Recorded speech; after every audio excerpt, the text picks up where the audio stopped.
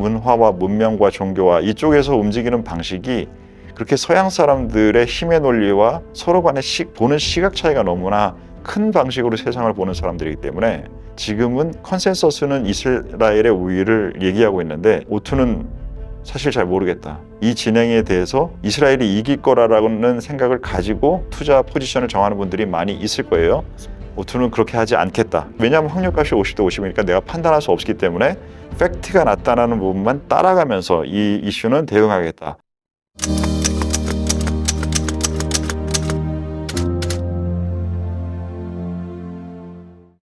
(6월 16일) 월요일 오투의 난중일기.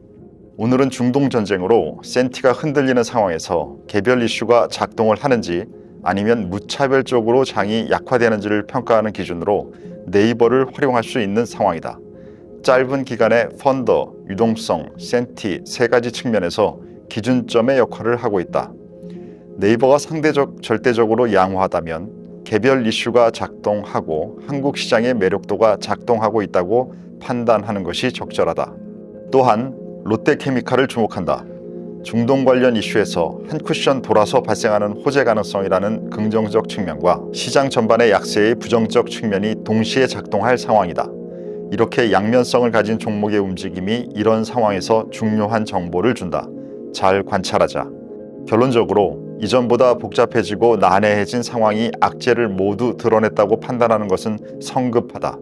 포트에서 아이디어 강도를 살짝 올려둔 포지션의 공격성과 불확실성 대비 포지션에서 적절히 작동한 포지션 모두를 축소하여 그로스 익스포저를 줄인다. 안녕하십니까. 오주테이 투자병법입니다. 오늘 중동이 많이 시끄러워졌는데 전체 국제 지정학의 이슈는 처음이 아니라 계속 여러 가지 지역에서 복잡해지고 있는 상황인 것 같습니다. 특히 오늘 우리 찾아주신 전우님, 느린 투자자님은 우크라이나 러시아 전쟁을 통해서 자신의 기존 가치 투자 스타일에서 이것만으로는 세상을 전부 커버할 수 없다라는 생각에 오투에게 관심이 생기셨다고 하는 오늘 초대 손님으로 오셨는데요. 이렇게 기존보다 새로운 현상이 발생했을 때 그 부분을 어떻게 받아들이냐가 투자에는 매우 핵심이 되는데요. 그 부분에 대해서 다뤄보도록 하겠습니다. 태풍! 단결 상단! 사랑합니다. 첫 질문으로 저는 이렇게 드리고 싶은데 며칠 전에 이제 저번 주였죠. 네. 채권에 대한 어떤 방향성과 흐름 그리고 그 전에는 또 미중 갈등에 대한 어떤 미국이 유리한 쪽으로 완만하게 해결될 가능성이 있다라고 말씀하신 부분 그리고 전체적으로 구조적으로 봤을 때 탈세계화 시대의 혼란성은 가중될 것이다 네. 라고 이제 계속 말씀을 해주셨는데 네. 저는 어떤 이런 글로벌적인 흐름과 그리고 오투님께서 말씀해 주시는 어떤 판단 가능성 범위 안에 있는 말씀하시는 어떤 그런 결론들이 어떻게 보면 진짜 너무 적중률이 높다. 혹시 예언자가 아닌가? 이런 말씀을 이제 드리면 싫어하시겠지만 예언가가 아닌가? 이런 생각이 들 정도로 예언하려는 사람이 되게 많던데 특히 유튜브에 보면 맞습니다. 근데 그런 거 너무 예언처럼 잘 보이는 거는 사실 사후적으로 맞는 데이터의 정보만 가지고 얘기를 엮은 거라서 네. 제가 그런 얘기들 조심하라고 했죠. 맞습니다. 시장도 설명 너무 잘하는 내용들은 사실 그 부분만 있는 게 아닌데 그렇게 글을 잘 쓰시는 분들의 얘기에 마치 그게 사실처럼 보인다고 되려 그런 것들을 조심하라고 말씀드렸죠. 네네네. 그런 거 조심하라고 하는 사람한테 그 사람한테 예언자라고 얘기를 한다고 정말 내가 잘해주려고 했는데 참 힘들다. 네네. 근데 이게 진짜 말씀하시는 대로 내가 가고 있으니까 또 이제 그래서 제가 이제 말씀드릴 때 그런 부분에 대해서 이번에 그 영상을 꾸준히 보신 분들은 제가 채권 시장 접근하면 안 된다라는 얘기 최근에 많이 했죠. 맞습니다. 그러니까 그건 뭐냐면 모르겠거나 불확실성 크기가 증가하는데 사람들은 그 모르겠는 부분의 증가를 어떻게 포지션에 넣을지를 생각을 잘 안 해요. 그러니까 이건 나쁜 거, 이건 좋은 거 라는 부분만 가려가지고 좋은 게 더 많네 혹은 나쁜 게 더 많네 그러면은 줄여야지 늘려야지 이런 식으로 생각하지만 그 부분을 할 때 전체에서 모르는 것의 비중이 5%일 때랑 모르는 것의 비중이 50%일 때는 완전히 얘기가 달라져요. 그 좋고 나쁜 거를 뺀 값이 동일하다 하더라도 그 부분의 크기가 커질 때는 판단하면 안 되고 하면 안 된다. 이게 최근 미국 시장, 채권 시장에서 오투가 얘기한 그 포인트예요. 맞습니다. 그럼 지정학이라는 부분들도 계속 어려움이 커진다 그러면 그런 부분들이 커지겠죠. 근데 마치 영상들에 보면 이건 이래서 저렇고 저건 저랬고 그때 이 사람이 이런 것들은 그 맥락을 알면서 이렇게 얘기한 거일 수 전쟁이고 그렇기 때문에 악귀가 맞고 이런 얘기들을 수도 없이 많이 유튜브에서 한단 말이에요. 네. 그 옛날에는 이런 장르를 뭐라고 했죠? 소설이라고 했습니다. 네? 네, 소설. 네, 소설이라고 했는데 네. 요즘 분들은 그 많은 정보들을 가지고 제가 보기에는 이건 소설이라기보다는 약간은 그물짜기 하시는 것들 같아. 그러한 행동들이 굉장히 많은 영상들이 마치 해안이 있는 것처럼 보여요. 왜냐하면 근데 모르는 것이 이만큼 있던 부분들이 지났다고 해서 그거를 알아지는 게 아니에요. 네. 그 시점에 대한 판단을 하기 위해서는 우리가 어떤 상황에 대해서 판단을 한다. 그러면 지금은 결론이 나 있는 상태에서 이걸 알 것 같지만 사실 이 부분의 평가나 판단을 다시 하려면 다시 그 시점으로 돌아가서 불확실한 것을 불확실한 상태로 놓고 나서 할 수 있는 게 무엇이냐를 되돌아보는 게 복귀지. 이건 이렇게 다 발생했으니까 이렇게 됐네 하고 나서 이걸 사건을 보는 게 그게 복귀가 아니에요. 근데 많은 분들이 그렇게 복귀를 한단 말이에요. 네. 네, 그걸 조심하셔야 돼요. 네, 네. 그렇기 때문에 예언자란 말 다시 한번 말씀은 내 주먹이 운다. 네. 조심해서 있도록 하겠습니다. 네. 근데 진짜 네, 적중률이 굉장히 적중률이 좀 나쁘진 않았던 네, 것 같아요. 네. 최근에. 네. 그렇기 때문에 우리 수익률이 뭐 우리 전우님들은 다 느끼고 계시지만 장이 빠져도 맞습니다. 안 빠져? 맞습니다. 장이 오르면 더 올라? 맞습니다. 뭐 좀 약간 희한해 하시긴 하는데 네, 맞습니다. 하루 이틀 해서 이렇게 되진 않죠. 네. 저도 깜짝 놀란 게 S 오일이 올라가는 걸 보고 우리 금요일 날도 수익률 안 빠지지 않았어요? 네, 7% 8%? 네. 우리 금요일 날 제 기억에는 플래시였던 것 같은데 시장 빠지는데 목요일 대비 근데 이제 종목만 봤을 때는 이제 올라가는 게 빠지는 게 더 해줬으니까 네, 그렇죠. 그래서 첫 질문 드리겠습니다. 말씀해 주신 것처럼 지금 현재의 어떤 불확실성이 지금 굉장히 높아지고 있는 가운데 네. 현 중동 갈등이 네. 굉장히 또 심화되고 있는 상황입니다. 네. 기사도 많이 나왔고 뉴스도 많이 나왔고 전쟁이 지금 발발하고 있다. 세계 3차 대전까지 막 가고 있다. 뭐 이런 분석까지 나오고 있는데 현재 타임라인은 어떻게 진행되고 있으며 진행되는 과정 중에 오투님의 시야에 잡힌 관점이나 방향이 있다면 무엇이 있을까요? 중동 문제는 그러니까 어떤 사람이 무언가를 세게 할 수 있는 행동은 자기 내부적으로도 이유가 있고 외부적으로도 이유가 그럴싸해라고 하면 그 사람의 행동은 세질 수 있겠죠. 지금 이스라엘에서 나타냐후라는 참 그 센 캐릭터들이 이렇게 좋은 쪽으로 센 캐릭터들은 잘 안 보이고 요즘은 이렇게 세상을 혼란스럽고 시끄럽게 하는 방식으로만 센 캐릭터들이 나타나서 좀 안타까운데 네타냐후도 그런 캐릭터 같아요. 내부의 사람들도 매우 힘들게 하고 세상에 있는 사람들도 많이 힘들게 하는 트럼프도 그런 캐릭터라고 생각하고 있는데 좀 비슷한 면이 있는 것 같아요. 그래서 그 사람은 지금 내부에서 자기의 입지가 안 좋은 부분들을 해결해야 되고 외부에서는 뭐 이스라엘이라는 나라가 역사적으로 여러 가지 자기의 입지를 강하게 해야 할 필요성은 그 사람들 입장에서 보기에는 여전히 필요한 것이 지속 중이에요.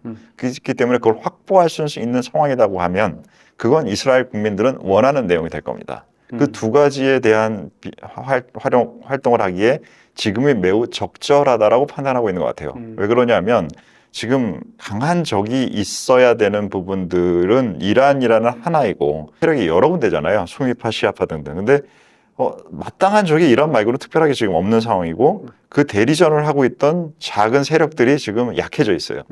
그래서 이 상태에서 미국의 오케이만 받게 되면 이 상황을 활용해서 내가 단단한 영역을 혹은 확장돼서 영역을 이스라엘의 힘을 만들어 놓고 싶다라는 부분은 일견 오토는 이해 갑니다. 그래서 이게 가기 때문에 그들이 공격을 하고 있는 활동이 이상해 보이진 않아요.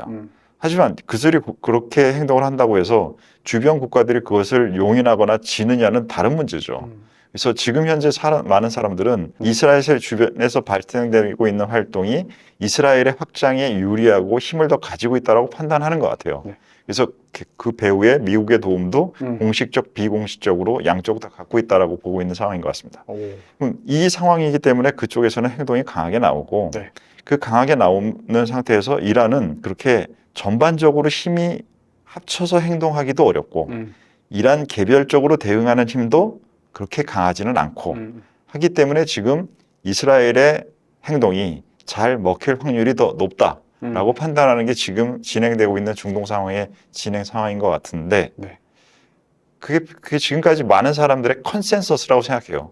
하지만 이게 컨센서스가 발생할 수도 있고 발생하지 않을 수도 있는 거잖아요. 저는 그 확률은 잘 모르겠어요. 50대 50인 것 같습니다.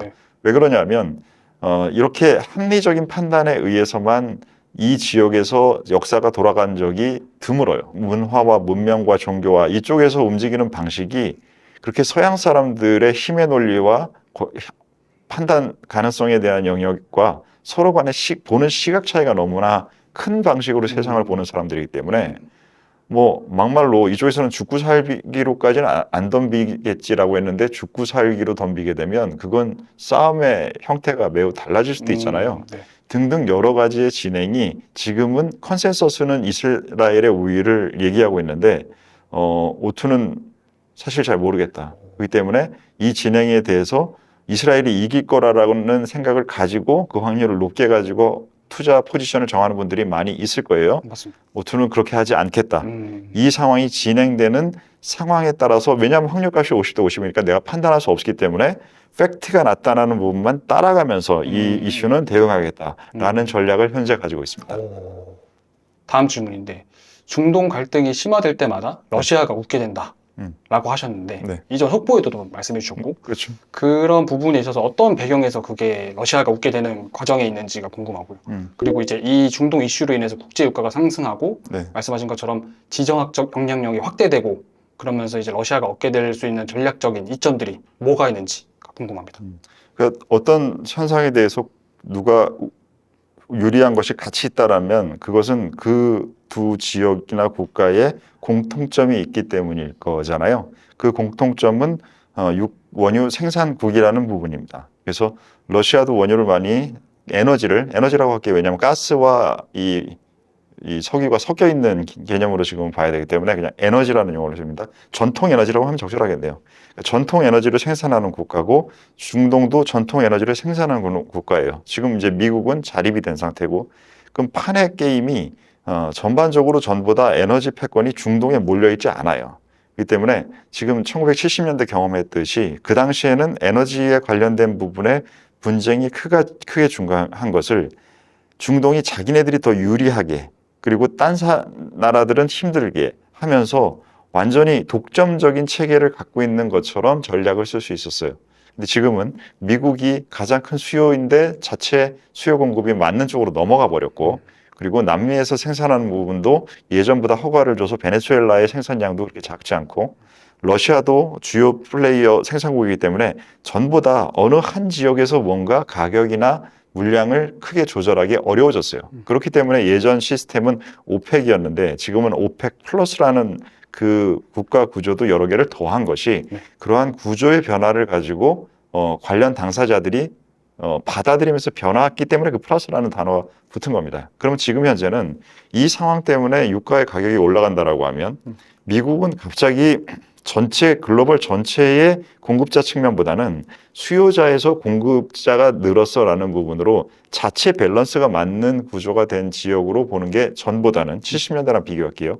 훨씬 가 있는 상황이고 그러면 중동에서 전체 글로벌에 필요한 전통 에너지를 주던 부분들이 약해지고 게다가 이란이 만약에 진행되는 과정이 지금 호르무즈 해협을 막을 수 있다는 가능성에 대한 것이 가장 강하게 나올 수 있는 가능성의 시나리오인데 그러면 이란만 공급하지 못하는 게 아니라 다른 나라들의 공급도 막을 수 있는 확률이 된다는 거예요. 네. 그 상태에서 가격은 만약에 올라가 있다라고 하면 당연히 올라가겠죠. 그 상황이면.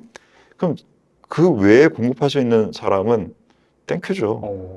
그럼 러시아는 그 상태에서 자기네가 물량을 줄 수 있는 부분들을 높은 가격에 지금은 미국의 제재나 여러 가지 등등 제약적들도 많았는데 그 필요성보다 더 필요성이 올라가면 그런 제약이나 여러 가지들도 또 바꿀 수 있는 협상의 힘이 커질 수 있는 상황이 될 거잖아요. 네. 그러면 이 상황을 이용해서 꼭 석유 관련된 부분에서 이득을 얻는다는 것 외에 여러 가지 협상에서 협상의 힘이 세지는 상황에 얻을 수 있겠죠. 네. 그런 부분들의 변화를 유리한 쪽으로 에너지든 비에너지든 양쪽에서 다 가져갈 수 있는 확률이 증가하겠죠. 그렇게 따지면 아까 전에 말씀하셨던 그 팩트만 따라간다라는 부분에서 이제 지금의 어떤 쏠림이나 어떤 방향성에 대한 어떤 지금 일어나고 있는 이슈에 대해서 어떤 거기에 대한 투자 포인트를 가져가지 않고 두 번째 질문하신 부분에서는 이제 석유가 그런 유가가 급등하고 러시아 쪽에서 그렇게 뭔가 이익을 차용할 수 있는 부분들이 흐름이 생긴다라고 했을 때는 사실 그렇게 말하면 에너지나 석유 쪽에 투자할 수 있는 포인트가 생기는 건 아닌가요? 그래서 SOE를 늘려놨죠. 아, 그래서 있어요. SO에서 올려놓은 거고 예전에는 그 러시아 ETF도 우리 국내 시장에 상장이 돼 있었는데 네. 지난번에 러시아 우크라이나 전쟁이 나는 시점에서 이 부분이 미국의 정책하고 너무 반한다고 해서 국내 운용사들이 러시아 ETF를 다 거래 정지시켜 버렸어요. 네. 그게 있었다고 한다면 그것도 관심 대상으로 넣을 수도 있었겠죠. 그런 식의 생각을 했겠죠. 아, 이해했습니다. 네. 그럼 다음 질문 드리겠습니다. 지금 어떻게 보면 그 아까 말씀해 주신 것처럼 미국에 도움이 있었을 것으로 판단된다라고 이제 그런 분석도 있고 말씀도 해주셨는데 그런 것처럼 이란 군 수뇌부의 사건에 의해서 미국의 어떤 정보 개입의 정황이 포착된 것은 이게 단순한 음모론으로 봐야 될지 아니면 미국이 중동 이슈를 특정한 방향으로 이끌고자 하는 의지를 보여주는 신호일지 그리고 만약에 이게 후자라면 트럼프 행정부가 의도하는 중동의 새로운 질서는 어떤 모습이라고 판단하고 계신지 궁금합니다. 트럼프 하는 행동들이 참 좀 희한해 보이는데 그러니까 트럼프는 그냥 이 국제 질서라는 게 아니라 트럼프 질서를 그냥 원하는 사람인 것 같아요. 자기가 원하는 대로 국내 질서도 그다음에 러시아와 우크라이나 문제도 자기가 원하는 대로 중국과도 자기가 원하는 대로 이스라엘, 이란도 자기가 원하는 대로 하고 싶어 하는 것 같아요. 근데 그게 잘 안 되고 있어요. 전반적으로 지금 그 트럼프가 원하는 대로 말대로 처음에 했던 말대로 그 방향대로 진행되는 게 혹시 뭐가 있는 게 보이십니까? 내가 이렇게 처음에 하겠어 막 떠들 때 있잖아요, 처음에. 그리고 그 방향대로 뭐 진행되고 있는 게 뭐 있으십니까? 막 100% 와, 트럼프 대단하다라고 싶을 정도로 네. 그렇게 이 사람이 이 인물이 이렇게 해냈네라는 건 없는데 네. 좀 웃긴 밈 중에 하나가 오늘 오전에 새벽에 이제 올라온 글 중에 이제 그런 얘기가 있더라고요. 그러니까 지금 중동 이슈에 대한 협상을 내가 잘 이끌어내겠다. 성공시키겠다. 화해시키겠다. 네. 러시아, 우크라이나도 내가 화해시켰다. 뭘 화해하겠다. 이게 그냥 탈진실이잖아요, 그냥 뭐 아무 말이나 내뱉으면 그냥 되는 겁니까? 그런 밈이 있어가지고. 네. 그래서 제가 보기에는 여러 가지의 이슈들에서 그나마 트럼프가 한 거에 대해서 약간 방향성을 가지고 봐도 내가 득을 얻을 수 있을 것 같아라고 하는 그 움직임은 코인 관련된 부분이에요. 그러니까 코인 관련된 어떤 현상에 대한 부분의 방향성은 맞습니다. 트럼프가 얘기하고 트럼프 주변에서 움직이는 대로 어느 정도 좀 돼요. 근데 그 외에 모든 곳은 미국도 지금 지난주 주말에 뉴욕에 10만 명인가 나오셨다면서요. 네네네. 집회. 네. 그래서 우리나라가 겪었던 거 비슷하게 겪으시는 것 같은데, 우리는 뭐 그런 수출 안 합니까? 우리 거기서 케이팝 웃겼던 게 우리나라에서는 그거 할 때 막 미국 국기들 막 많이 들고 나오셨잖아요. 네네네. 그 한쪽 세력에서. 근데 그래서 저는 한국 국기는 없나 하고 이렇게 봤는데 한국 국기는 안 보이던데요. 네. 아유. 하여튼 그래서 그러한 부분들의 사회적인 변화가 지금 얘기한 것과 현상이 다르다. 오토가 얘기할 때 말과 행동이 같아야 되는지 일관성이 생기고 그 부분에 대해서 뭔가를 할 수 있다라는 얘기하는데 그 부분의 현상이 계속 달라요. 그러니까 중요한 사람이 얘기하는 것과 중요한 자리 맞잖아요. 대통령이 당연히. 근데 그것에 대해서 같이 사회가 움직이는 모양새가 그다음에 정책이 움직이는 모양새가 이러한 것들의 일관성이 약해요.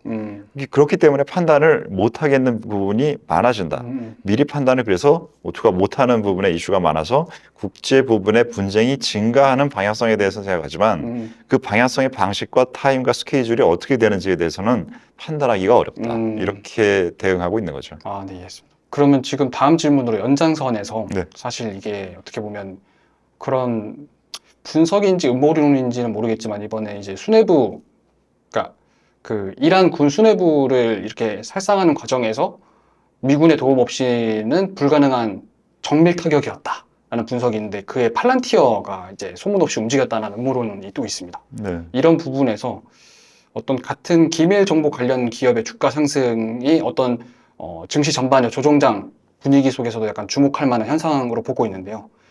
이 일은 어떤 단순한 전쟁의 어떤 특수 상황을 넘어서 현대 사회에서의 정보 가치와 데이터 분석 기술의 중요성이 어떻게 변화하고 있는지 좋은 사례로 갈 수 있을지 아니면 제4차 산업혁명 시대에 눈에 보이지 않는 무기로서 정보력의 역할이 지금 현재 어떤 시점에 와 있고 어떻게 보고 계신지 궁금합니다.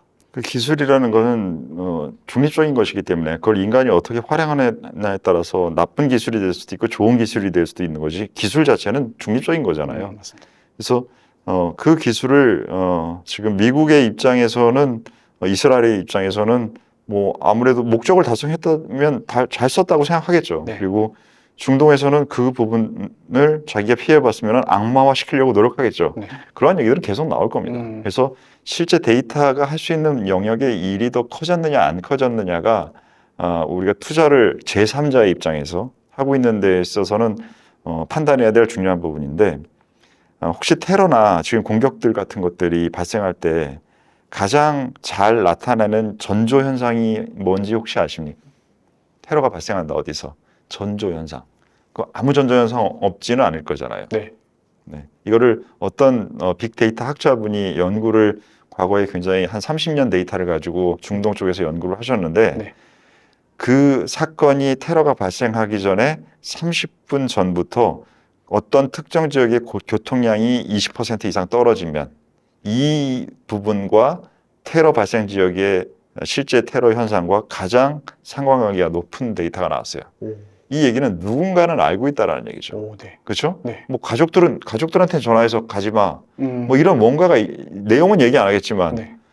내용은 뭔가가 얘기 안 했는데 나중에 발생하는 거 우리도 뭔가 경험해 본 것 같네. 하여튼 빼고. 네. 그래서 뭔가 알고 있는 사람들은 그렇게 내용은 안 알려줘도 위험 조심시킬 수 있는 거잖아요. 네, 기회는 찾을 수 있고. 네네네. 그러니까 그런 식의 행동으로 인해서 행동 데이터, 활동 데이터에 변화가 생긴다는 거죠. 그러한 부분의 데이터를 쌓는 것과 활용하는 것에는 AI가 분명히 많은 기여를 했을 겁니다.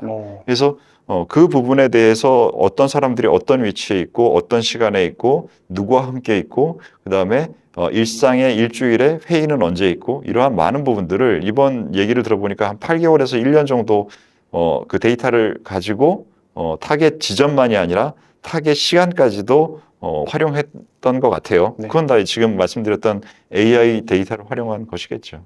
네. 그러면 이런 부분에 있어서 이제 투자자 입장에서도 그런 따지면 이제 그런 데이터 관련주 또는 팔란티어 같은 그런 어떤 빅테크 관련주들이 어떻게 이런 전직 이슈로 인해서도 이렇게 뭔가 상승 모멘텀이 될 수 있는 걸까요? 아니면 어떻게? 그래서 네이버랑 카카오도 강하잖아요.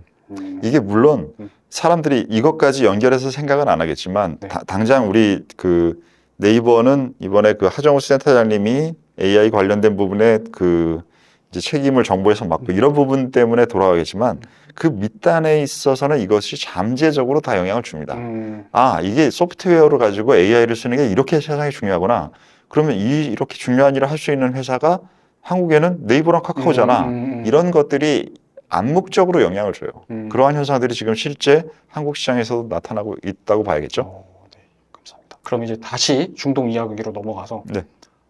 그런 분석이 또 있었다고 합니다. 과거 중동 이슈가 증시에 미친 영향을 평균 2주 내에서 최대 한 달 이내였다. 라는 점이 굉장히 좀 저는 흥미로웠었는데요. 네. 이번 갈등 역시 단기적인 변동성으로 그칠 거라고 보시는지 아니면 지금 이것과 연장선에 있는 러시아 우크라이나 전쟁과 결합되어서 유가 상승을 넘어 장기적인 인플레이션 재상승을 야기할 가능성도 있다고 보시는지 그 판단 가능성의 범위에 대해서 여쭙고 싶습니다. 그 과거 데이터를 얘기할 때 그 지난 중동 전쟁을 많이 얘기하실 거예요. 그다음에 그 이번에도 뭐 1980년 이후에 처음으로 이란에서 그 승전국가 노래를 틀었다는 등 여러 가지 이제 그런 뉴스들이 보이는데 문제는 그 당시와 지금과 상황이 너무 다릅니다. 그러니까 같은 점과 다른 점은 항상 섞여 있는데 지금과 그때의 같은 점의 비중보다 제가 생각하기엔 다른 점에 더 비중이 커서 그러한 분석의 의미가 전보다 없지는 않지만 줄여야 된다고 생각해요. 이게 지금 전쟁에서만 생각하지 마시고 지난 우리가 한 5년 동안에 미국의 인플레이션이 9%대까지 높아졌다가 다시 2~3%까지 낮아지는 이게 시장에 엄청나게 큰 이슈였죠. 네. 근데 이 이슈를 다룰 때 과거에 1970년대에 페드에서 대응했던 그 당시의 의장은 어떻게 했고 이런 얘기들을 그 당시에 수도 없이 했어요. 맞습니다. 수도 없이. 맞습니다. 근데 그게 그렇게 중요했어요? 지금 돌이켜서 생각해 보면 별로 중요하지가 않았어요. 네. 왜 그러냐면 1970년대의 상황과 2020년대의 상황이 너무나 다르기 때문에 당시의 내용이 반복되지 않았기 때문입니다. 지금 이 부분은 제가 보기에는 그 성격상에서 유사해요. 그때랑 반복되지 않을 만한 상황의 비중이 더 높기 때문에 그 당시를 참고는 해야겠지만 그 당시가 이랬으니까 지금도 이럴 거야라는 인과관계적으로 이 포인트를 보고 있으면 제가 보기에는 그건 적당하지 않은 어프로치일 것 같습니다. 네. 알겠습니다. 그러면 지금 일어나고 있는 팩트에 굉장히 집중을 많이 해야 되겠네요. 그렇죠. 지금 그러니까 실시간 대응을 하는 거예요. 그러니까 지금 팔런티어가 하는 일도 실시간 대응을 하는 방식으로 해서 내가 더 어떻게 지금 현재 실시간으로 잘 대응하는 걸 찾고 있는 거예요. 네. 옛날 데이터가 이랬으니까 이럴 거야라고 팔런티어가 지금 AI로 그러고 있지 않다는 네, 거예요. 네, 네, 네. 그럼 왜 팔런티어의 행동에 대해서는 그렇게 알고 있으면서 왜 다른 나라나 전체 상황이 진행될 거는 왜 갑자기 1970년대 상황이 이랬으니까 이럴 거야? 그건 왜 나오는 거예요? 그냥 습관적으로 나오는 거예요. 인간은 기존에 하던 생각의 방식에서 이게 이제 안 먹힌다 하더라도 새로운 방식을 못 찾잖아요. 네. 그럼 그 방식에서 빠져나오지 못해요. 계속 그 습관만 쓰는 거예요. 오투가 계속 얘기하는 사이클 이론이 이제는 중요성이 많이 떨어졌는데 그걸 아직도 계속적으로 기저이론에 깔고서는 일어나는 부분 그걸 아직도 중요도를 너무 높게 보는 거죠. 그러니까 오늘도 우리 버텀업 아이디어로 지금 포트에 새로운 종목을 편입했죠. 네. 이거는 옛날 방식으로 하는 거예요. 옛날 방식으로 안 하는 게 아니라 이 방식 이외에 전체적인 부분에 변화를 넣어야 될 부분과 네. 옛날 방식에 써야 될 부분을 적절하게 넣어야 되는 거죠. 근데 그런 적절한 질문이 아닌 질문인 거죠. 그럼. 네, 알겠습니다. 그런 부분에서 네. 최근에 이제 그 미국의 굉장히 유명한 학자라고 해야 되나요? 투자자라고 해야 되는지 뭐라고 명해야 될지 누구 얘기하시나요? 레이 달리오. 레이 달리오님. 네. 네. 네. 이분이 이제 엊그저께 주말에 엄청 긴 리포터를 이렇게 하나 냈다고 합니다. 네. 세계 질서 사이클의 5단계 진입 네. 상태다 지금은. 그래서 이제 뭐 전체 미국의 300년 역사를 이렇게 다 뒤집어 봤더니 네. 내전 혁명에 대한 단계가 지금 왔다. 미국 자체가 글로벌 시장도. 그래서 내전 혁명의 단계에 왔는데 이러한 거시적인 어떤 역사적 분석 자체가 미국 정치적 양극화에 어떤 그런 연관성을 가진다고 보시는지, 그리고 어떻게 보면 레이 달리오가 말한 것처럼 중간이 없는 세상, 극단으로 몰리고 있는 세상이라는 개념을 이제 제시를 했는데, 레이 달리오가 지금 현재 한 진단이, 그러니까 이제 뭐 아까 말씀하셨던 것처럼 미국이 지금 뭐 시위도 지금 벌어지고 있고 폭동이 벌어지고 있고 내란이 벌어지고 있는 상태가 이제 어떻게 보면 미국과 글로벌 시장의 어떤 몰락으로 갈 수 있는 마지막 단계다, 뭐 이렇게 주장을 하고 있는데, 그런 레이 달리오의 진단이 현재 미국 정치 현실에 어떻게 발현되고 있다고 보시는지 궁금합니다.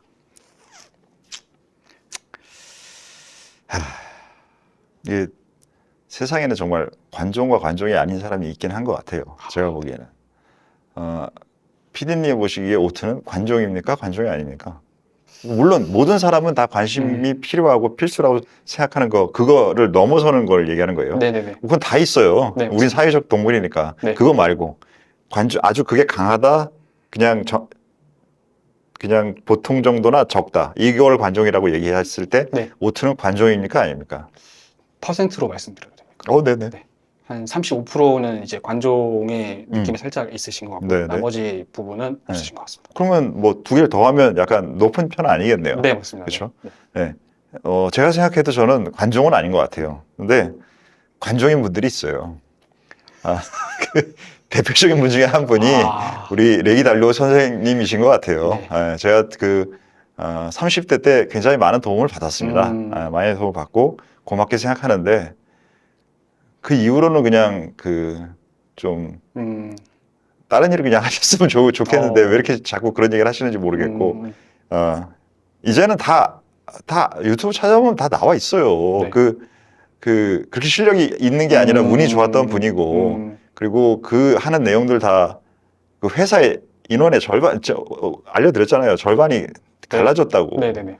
다 그 책 만드는 사람과 운영하는 팀으로 갈라져 있는데 지금 내부 정치 싸움에다가 아주 난리 개판 부르스라고. 그런데도 그 돈은 크죠. 왜냐하면 아까 얘기한 대로 세상을 한번 강하게 만들어진 물결이 쉽게 바뀌지 않아요.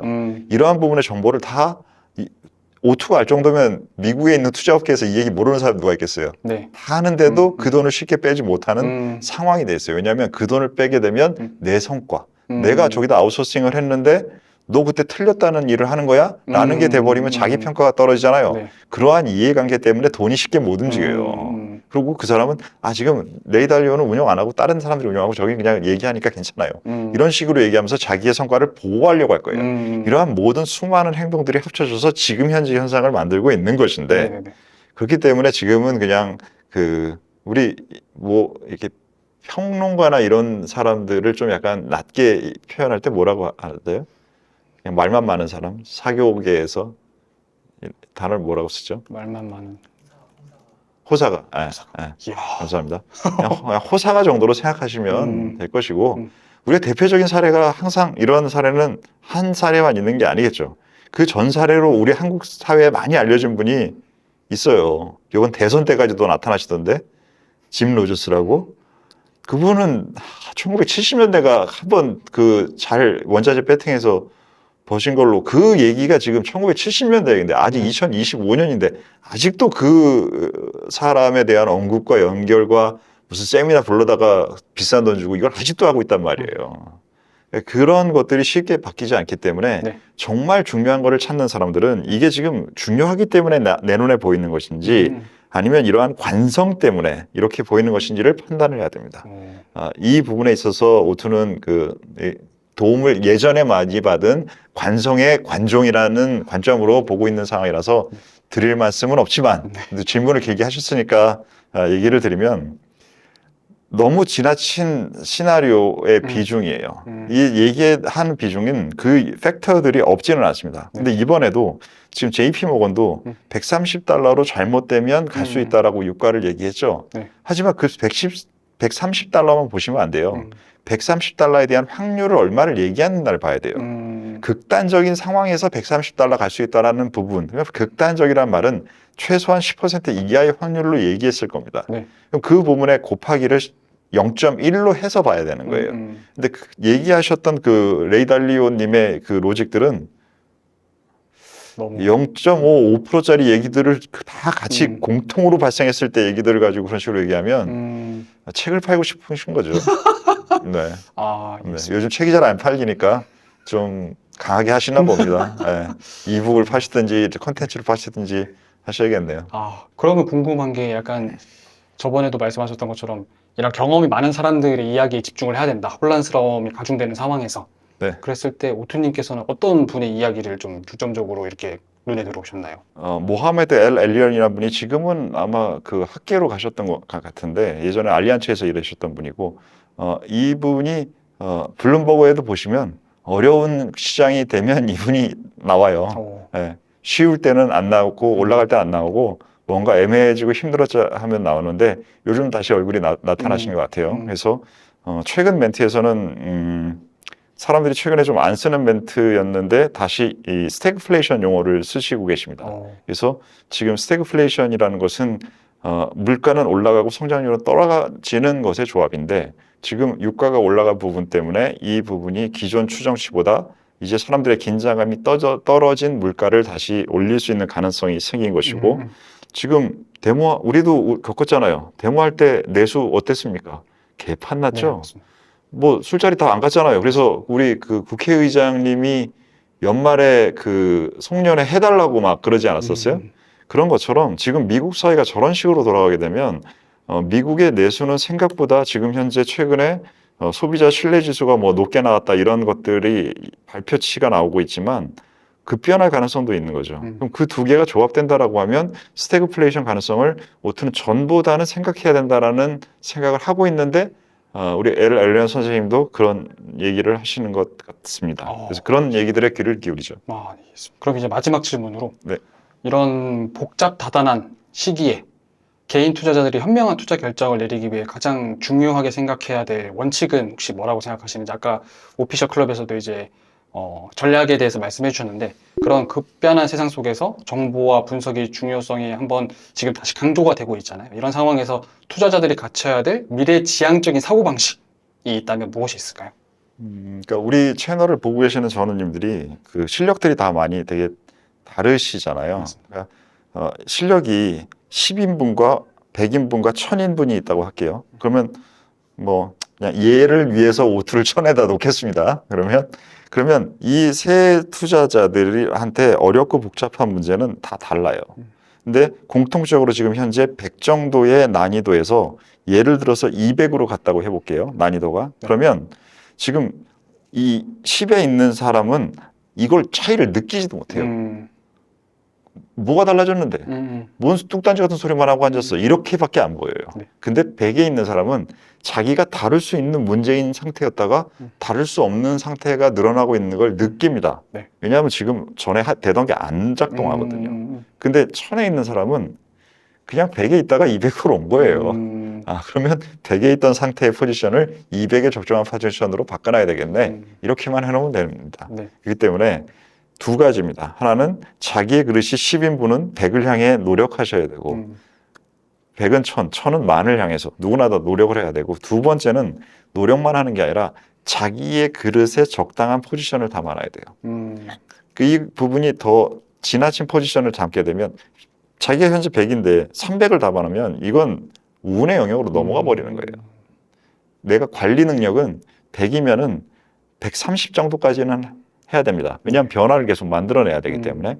근데 200이나 300이 돼버리면 그때부터는 사실은 내가 운영하고 있는 게 아니라 운에 노출되어 있는 상태인데 자기가 하고 있다고 착각하는 상태가 되는 거예요. 그 두 가지. 내 그릇의 사이즈를 키워라. 내 그릇에 적당한 포지션을 가지고 있어라. 라는 두 가지를 해야겠죠. 알겠습니다. 아까 그 처음에 말씀해 주셨던 메타 인지를 해야 되는 부분이랑 좀 비슷하고 유사한 유사한 관점인 것 같은데 네. 그렇게 생각했을 때는 어떻게 하면 그 자기 그릇이 어느 정도다 그리고 내가 이 정도로 운영할 수 있다 이런 것들을 좀 판단할 수가 있을까요? 그게 이제 늘 말씀드리듯이 모든 게 좋은 거랑 나쁜 게 있듯이 지금 이 현대 사회는 변수가 너무 많이 증가했고 그 많아진 증가가 너무나 빨리 내가 확인할 수 있어져요. 그렇기 때문에 이 부분이 내가 숙고할 시간을 만들지 못해요. 짧은 부분의 정보로 인해서 파편화된 정보가 나한테 내 눈앞에 정말로 전 세계를 지배하고 있는 미국 대통령이 보고 있는 것과 그렇게 큰 차이가 나지 않게 접근이 돼요. 그렇기 때문에 정보력이라는 것의 차이는 우리가 아까 전에 1970년대를 얘기했잖아요. 1970년대의 정보력의 차이 때문에 갖고 있는 힘의 차이가 100이라고 한다면 지금은 2, 3밖에 안 돼요. 그렇기 때문에 근데 그러다 보니까 사람들이 거기에 취해 있어요.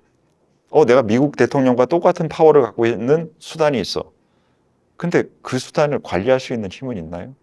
그 관리할 수 있는 힘을 키워야 돼요. 그것은 바로 숙고를 통해서 이것을 깊이를 만들어야 되는데 그래서 생각에 대한 깊이를 만들면서 그 깊이를 만든 속에 남도 보고 나도 보고 하는 부분으로 메타인지를 해야 되는데 그냥 그 파편화된 정보에 그냥 쓸려 다니고 있는 것 같아요. 홍수에 둥둥 떠다니는 떠다니는 물건들처럼 이 많은 투자자들이 투자를 한다고 착각하면서 거기에 둥둥둥둥 떠다니는 것 같아요. 그래서 그러한 부분들을 할 수 있는 자기의 힘을 만드는 깊이를 만들어야 된다라는 생각을 늘 하고 있죠. 네, 감사합니다. 여러분들이 강에 있는데 물이 세지고 홍수가 나면 여러분들은 피하러 가겠죠. 하지만 또 반대로 서핑을 하시는 분들은 바다의 파도가 너무 낮게 되면 파도가 높은 곳을 향해서 굳이 돈을 들여가지고 차 타고 비행기 타고 또 나갑니다. 그 물결의 크기가 어느 정도가 됐느냐도 여러분들의 삶의 중요성에 영향을 주지만 여러분들이 얼마나 그 부분을 다룰 수 있느냐라는 부분들도 그 현상을 잘 살아가는데 큰 영향을 줍니다. 여러분들의 그릇이 커지고 그 그릇에 적당한 크기의 포지션들이 담기는 투자 지속성을 확보하시길 기원드리겠습니다. 오늘의 전략회의는 여기서 마치겠습니다. 감사합니다. 참는다, 숨긴다, 모른다. 이 세 가지 중에서 본인이 어디에 있다고 확실하게 얘기할 수 있어요? 나는 내 감정을 숨긴다, 참는다, 모른다. 숨긴다. 피디님은? 저는 참는 쪽에 가깝죠. 참는다. 네. 태환님은? 숨긴다. 나는 안 그래. 뭘 귀찮게. 숨기려면 숨기는데도 머리를 써야 되고 에너지를 넣어야 되잖아. 맞습니다. 나도 이제 당연히 20, 30대 그렇게 살았는데 40대까지도 이제는 안 그래요. 그러니까 편해. 만약에 그랬을 때 이렇게 다가오는 푹푹이 올 때가 있잖아요.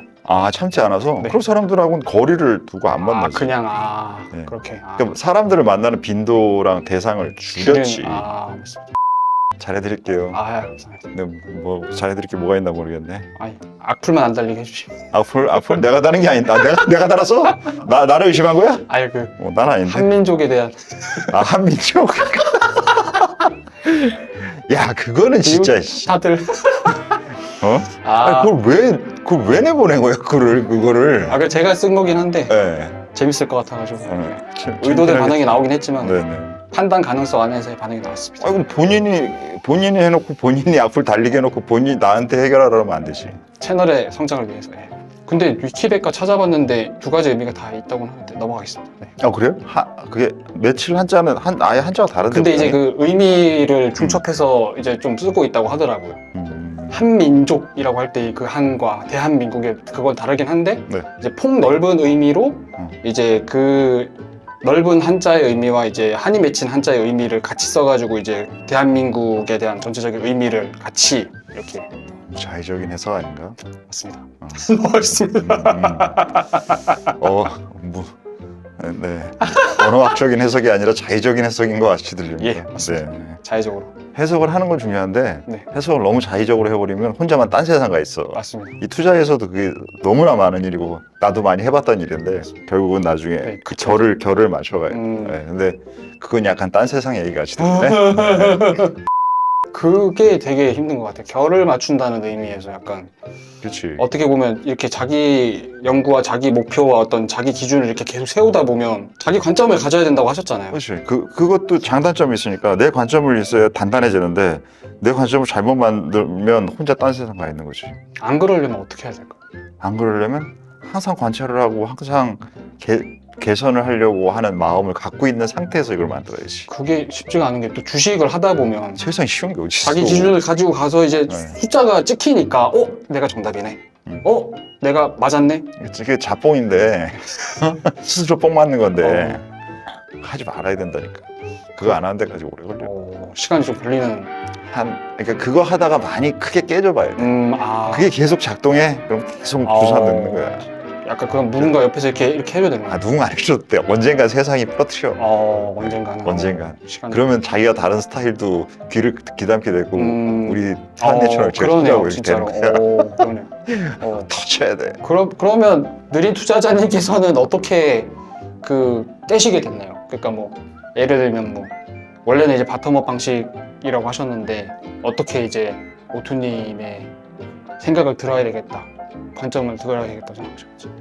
단일 사건이라고 하면 그 러우 전쟁이 컸던 것 같고 러우 전쟁. 그 제대로 투자 시작한 지 뭐 한 2020년, 21년 이때 투자했다고. 20년, 21년. 그럼 코로나 진짜 약간 전인가요? 아니면 코로나 완전 후에 이제 완전 후인가요? 그러니까 20년 초가 그게 코로나였나요? 네. 그러면 그걸로 해서 많이 오른 다음에? 네, 오른 다음에. 오케이. 근데 그 사건이 되게 처음 접한 저 주식시장에 들어온 지 얼마 안 된 입장에서는 그 노이즈라고 생각했었는데 그 밑에 깔려있는 지정학이라든지 커다란 게 있구나를 발견하게 됩니다. 근데 그거를 하고도 못 발견한 사람도 되게 많잖아요. 주변에도 원래 본인 스타일과 비슷해서 대화를 나누던 분들 중에서 아직도 똑같은 사람들 많잖아요. 사람 되게 바뀌기가 되게 어려워요. 그러니까 이거는 내가 늘 강조하는 열린 생각하고 마음이 있어야지 되는 일이야. 그래서 우리 채널 와서 쓸데없는 댓글 어제도 보니까 무슨 못 알아듣겠어요. 못 알아듣지. 이걸 아무나 알아들으면 뭐 말이 되냐. 그렇게 내가 달아주기 귀찮아서. 열린 생각과 마음이 있어야 보이는 거예요. 어떻게 뭔가 시간이 해결한다고 하기에는 아닙니다. 시간이 일정 부분 필요한 필요 요건이 이제 충분 조건은 안 돼요. 시간은. 그러면 결정적으로 필요한 게 뭐가 있을까요? 그런 것들 깨기 위해서. 자기가 자기 생각을 돌아봐야 돼. 내가 내 생각에 뭐가 문제가 있는가. 이게 남만 보고 정보만 보고가 아니라 자기가 자기를 봐야 돼. 메타인지 같은 게. 메타인지가 돼야 돼. 정확하게. 역시 투자에 정말 적게 심리학도 들어가야 된다. 정말 복잡한 세상에서 복잡해가 지금 능통하게 적용되고 있는 것 같습니다.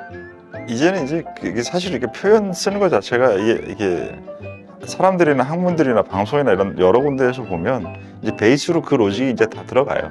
사람들이 말을 하다가도 근데 확실하진 않지만 막 앵커들도 막 이렇게 이제는 뭐 저번에 다 사람들이 이거를 잘 쓸 수 있느냐 아니냐의 문제지 이제는 저 이상한 소리 하는 거 뭐야 이런 사람은 이제 거의 바보들 말고는 세상에 바보들이 있으니까 말고는 많이 넘어간 것 같아요. 갑자기 든 생각인데 10년 전에 그 얘기 하셨다고 하셨잖아요.